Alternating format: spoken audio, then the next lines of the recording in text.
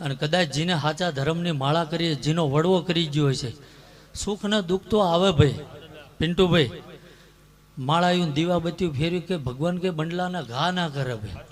શું આપણને સાચી સદબુદ્ધિ હાલે ભાઈ, હારા માણસનો સંગ કરાવે, કોઈ 5 જણા આપણને સારી જ્ઞાનની વાતો પીરશે, એ આપણી કમાણી કહેવાય ભાઈ.